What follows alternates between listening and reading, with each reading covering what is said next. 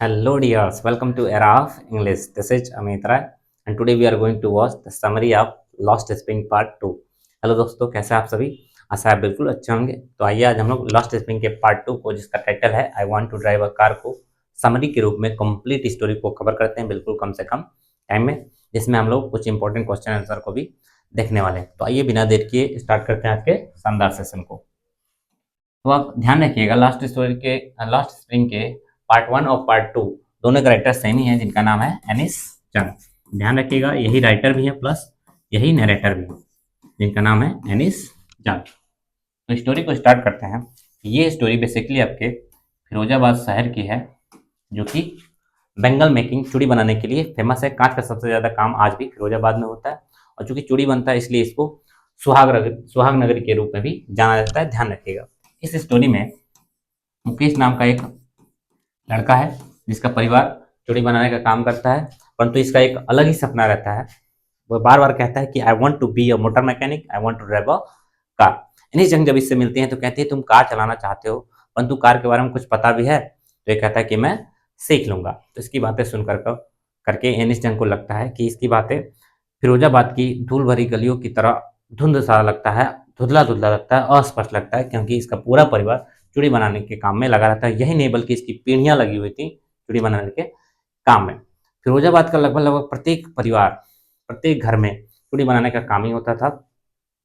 इन्हीं जन कहते हैं कि यहाँ के लोगों को शायद पता नहीं कि जिन बच्चों से ये काम कराते हैं, यहाँ पे अगर कानून का पालन हो तो 20,000 बच्चों को निकाला जा सकता है, क्योंकि यहाँ के बच्चे, ध्यान रखिए, फिगर आप ध्यान रखिएगा, 20,000 बच्चों को निकाला जा सकता है, क्योंकि जो चूड़ी बनाने का काम होता है वो हाई टेम्परेचर में, गर्म गर्म भट्टियों में काम होता है, जिसमें छोटे छोटे कमरे में रोशनी नहीं जाती, हवा नहीं जाती है।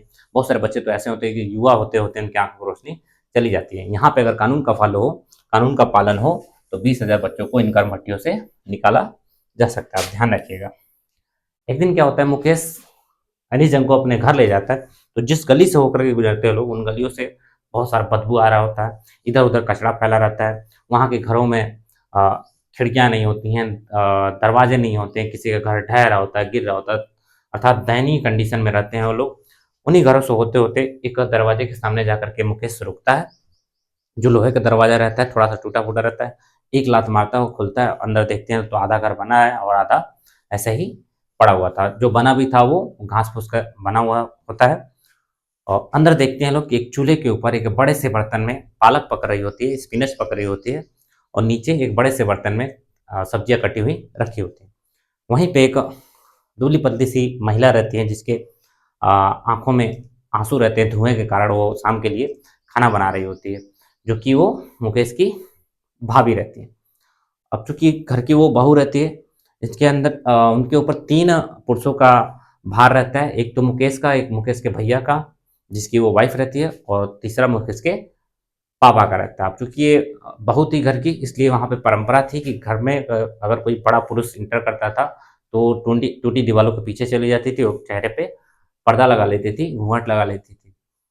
मुकेश के जो पिताजी थे, वो अपने जीवन में बहुत कठिन मेहनत करने के बाद भी अपने बच्चों को न तो स्कूल भेजने में सक्षम हो पाए और ना ही घर घर को बनाने में सक्षम हो पाए। बस वो अपने बच्चों को अपनी वो कला सिखा पाए जो कि वो जानते थे, और वो कला थी चूड़ी बनाने का काम। शुरुआत में हालांकि उन्होंने टेलर का काम किया था, फिर से वो चूड़ी बनाने का काम कर पाए, तो बच्चों को यही सिखा पाए। वहीं बगल में मुकेश की दादी रहती हैं। वो कहती हैं कि हमारे भाग्य में यही लिखा है। और वो जो दादी रहती हैं, उन्होंने अपने आंखों के सामने देखा होता है अपने हस्बैंड को इन गर्म भट्टियों में काम करने के कारण आंखों की रोशनी चली गई होती है। भगवान की तरफ इशारा करके कहती हैं कि क्या कब हमें इस वंशावली से, इस परंपरा से, इस समुदाय से छुटकारा मिलेगा, जिससे हम लोग इस काम को ना करें। क्योंकि बंगाल के परिवार में जन्म लेने का मतलब था कि घर में, आंगन में, गलियों में, ठेले पर, हर जगह केवल चूड़ियाँ ही चूड़ियाँ दिखाई देती थी। रंग बिरंगे रेनबो कलर की, इंद्रधनुषी कलर की केवल चूड़ियाँ ही दिखाई देती थी। और वहाँ पे जो बच्चे होते थे, छोटे छोटे कमरों में, अंधेरे कमरे में अपने मम्मी पापा के साथ ये चूड़ी बनाने का काम करते थे। और बहुत सारे तो बच्चे ऐसे होते थे क्योंकि युवा होते होते उनकी आंखों की रोशनी चली जाती थी। एक बार एनिस जंग एक लड़की को नोटिस करती हैं, जो कि सविता नाम की एक लड़की रहती है, जो पिंक कलर का ड्रेस पहने रहती है, एक बड़ी सी औरत के साथ बैठ करके चूड़ी बनाने का काम कर रही होती है। उसका हाथ मशीन की तरह दनादन बहुत तेजी से चल रहा होता है। तो एनिस जंग सोचती है कि ये जो बच्ची जो चूड़ी बना रही है, इस बच्ची को इस चूड़ी की पवित्रता के बारे में नहीं पता होगा, क्योंकि चूड़ी भारतीय महिलाओं के सुहाग का प्रतीक होता है। एक दिन इसके भी जीवन में एक ऐसा समय आएगा जब इसके सर के ऊपर लाल चुनरी ढक दिया जाएगा, और रिस्ट में कलाई में लाल चूड़ियाँ पहना दी जाएंगी, हाथों में मेहंदी छाप दिया जाएगा। तो ये पूरी तरीके से दुल्हन बन जाएगी, ठीक उसी तरीके से जिस तरीके से इसके बगल में बैठी औरत सालों पहले दुल्हन बनी थी। उस औरत के हाथों में अभी भी चूड़ियाँ थी, परंतु उसकी आंखों में कोई रौनक नहीं था। उस औरत का कहना था कि एक वक्त शेर भर खाना भी नहीं खाया, अर्थात अपने जीवन में उसने एक टाइम भरपेट खाना भी नहीं खाया था। उसका जो पति था, उसका कहना था कि मैंने अपने जीवन में केवल चूड़ी बनाने के बारे में ही जानता हूँ, मैंने कुछ कर भी पाया तो अपने फैमिली के लिए, रहने के लिए घर बना पाया। ऐसे सब कंडीशन को सुनते हुए एनी चंग सोचती हैं कि ये लोग केवल गरीबी में ही रहते हैं, इनसे बाहर निकल भी नहीं पाते हैं और कुछ सोचते भी नहीं है। तो उन्होंने एक युवा पुरुषों के ग्रुप से पूछा कि आप लोग एक कोऑपरेटिव क्यों नहीं बना लेते, एक संगठन क्यों नहीं बना लेते। तो उनका कहना था युवा लोगों के ग्रुप को कि हम लोग अगर एक संगठन बना भी लें तो पुलिस हमें गिरफ्तार कर लेती है और जेल में डाल देती है, वहाँ पर ले जाकर खूब पीटती है और कहती है कि हमने एक गलत काम किया है, एक इलीगल काम किया है, संगठन हम लोग नहीं बना पाते। दरअसल ये लोग, इनके पिताजी लोग, इनके बाप दादा और ये सब बिचौलिए, मिडल मैन, साहूकार के लोगों के चंगुल में फंसे होते हैं।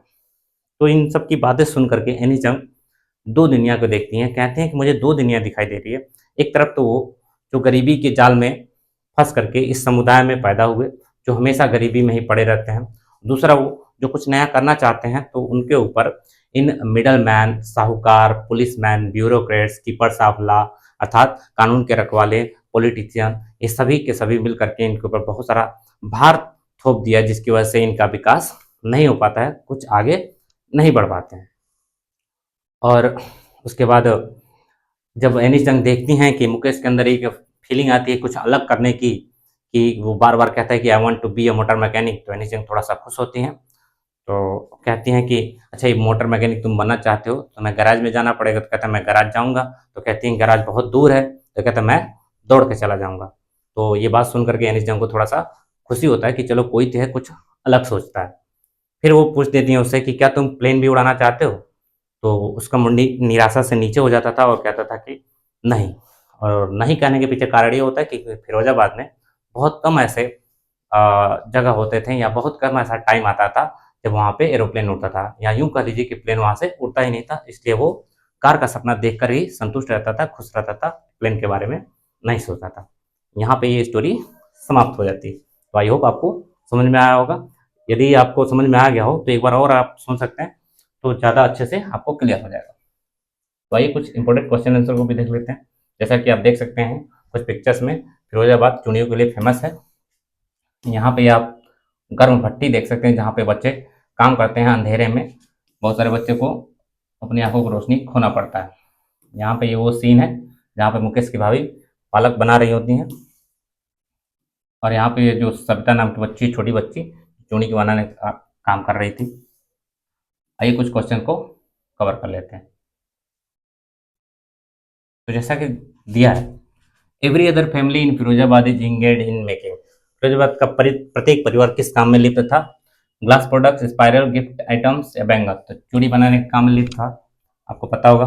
मेरे करने से पहले एक बार खुद से जरूर ट्राई किया कीजिए। यदि ये स्टोरी आपको समझ में आ गया होगा तो आप कर लेंगे। दूसरा क्वेश्चन है, about children were working in the glass furnace with high temperature. कितने बच्चे काम करते थे? तो ध्यान रखिएगा, 10,000, 20,000, 30,000। कितना था? 20,000। अगला क्वेश्चन है, as custom demands daughter in law must well there before male enders. परंपरा थी कि बड़े कोई मेल इल्डर्स प्रवेश करता था घर में, तो बहुएं जो क्या करती हैं, अपने फेस के ऊपर वेल लगा देती हैं, घूंघट लगाती हैं। ध्यान रखिएगा। Bangles symbolizes an Indian women's.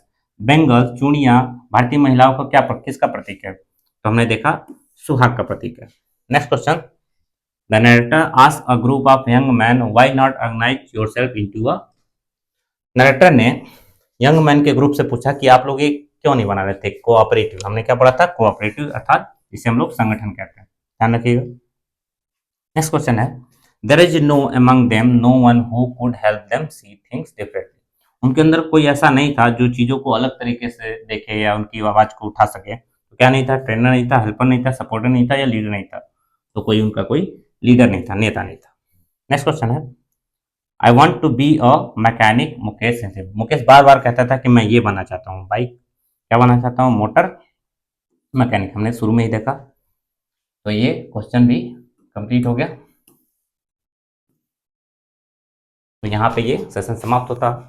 I hope आप इस वीडियो को एंजॉय किए होंगे, अच्छा लगे तो लाइक जरूर कीजिएगा, और इस चैनल पर पहली बार है तो इस चैनल को सब्सक्राइब कर लीजिए। बाकी की वीडियोज़ को भी इस वीडियो के डिस्क्रिप्शन में हमने डाल दिया है, आप जा करके जरूर चेक कीजिए। तो कैसा लगा लाइक करके जरूर बताइए। मिलते हैं नेक्स्ट वीडियो में, तब तक के लिए bye bye, take care, have a nice day, thanks for watching, thank you.